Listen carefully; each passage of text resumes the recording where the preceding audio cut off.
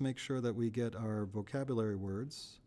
So make sure you make your vocabulary page. We have oppressive, which is cruel and unjustly harsh. Immigrants, people who move to live permanently in a different country. And immigrated, left one's native country and moved to another. Okay, today we're going to be talking about immigration. We have Huddled Masses, where all these people were coming from Europe mostly to America. We could see here from this chart, most of the people that are showing up are actually Germans. Probably wouldn't have thought of that. This is from 1820 to 2000, so it's the bulk of our immigration period. And a lot of people think Mexico or Britain, but no, it's German. We are a very German nation. And keep that in mind as we get into World War I and World War II, why America hesitated into getting into a war with Germany. Well, we have a lot of Germans here, and so they're not going to want to get into war with their home country where they might have relatives. You know, you don't want to run into Uncle Stan on the battlefield and he's wearing a different uniform. Anyway, so now the question is, why? Look at all these, 7.2 million for the Germans, 6.5 from Mexico, 5.4 from Italy, 5.3. All these people are coming to America, and the question is why? Why America? Why? We can't just say we're the best country in the world and that's why everybody wants to come here. Why are we the best country in the world? Why is it so attractive for people to leave their country, go halfway around the world, and end up in America? And the main thing is that there is a bunch of upheaval in Europe. You have the Napoleonic Wars that last until the 1815, and then there's relative peace and stability. But this peace and stability is because the royal houses, the ruling classes, the nobles, they are firmly in charge. And then in the 1840s, the late 1840s, people start looking at America and say, hey, we want that here in Europe.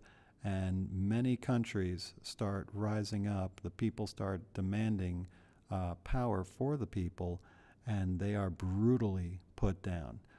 There's a lot of famine, there's a lot of upheaval, a lot of persecution in these countries.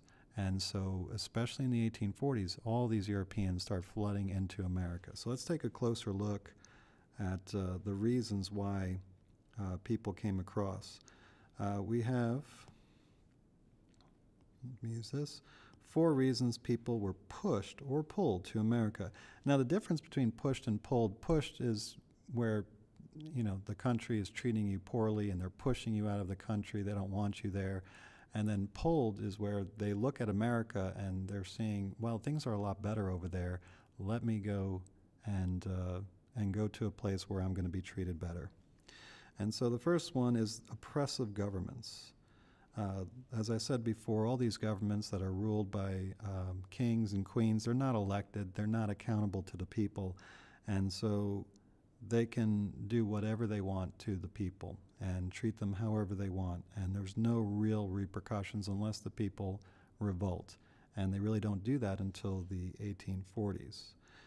Then you have religious problems. So if you're of the wrong religion, we studied this in US 1 when the English first started setting up the colonies in America. A lot of religious upheaval is going to push people out of that country and towards America where they can worship the way that they want. Then, with no chance to get decent education, no matter how smart you are, if you're not born into the right house and the right family, you're not going to have opportunities to educate yourself or start a business or become famous because you're so smart. And so America allows you to do that. You're free to become an inventor or a scientist, a mechanic, whatever you want to do. You can come here and try your hand and see if you are as good as you think you are. And then finally, a desire for excitement. People have a romanticized view of America, that it's, you know, streets are paved with gold and all these other things. So they look at their country, it's dismal. Well, let's try America. Maybe it'll be better. Okay, so Here we go. We're just reviewing From Hunger to Hope. Places like Ireland experienced a famine in 1845. We're seeing a lot of this during this time all around Europe, where food crops are failing. There's a lot of famine. People are suffering, and the governments will not do anything to help their people. And that's why these people start rising up, and then whoever's in charge of the army, which are the kings, the nobles, they start putting down and shooting people and treating them terrible. So 4 million people from Ireland are going to make their way across because they have no other choice. They're starving, so they need to come to America. Another famine in China. This is going on around the world around this time. It's amazing. And so all these Chinese people, all the people from Asia are going to be coming over to America hoping for a better life. And then, as we said before, especially Jewish people, they're being persecuted all over Europe. Other religions are being persecuted too, and America is the only place where they even have a shot at being left alone. Maybe they're not treated the best, but it's way, way better than what they're used to in their home countries. Political turmoil. Again, this is referring to those revolutions that I talked about that were brutally put down, especially in the German states like Austria, Italy, Prussia.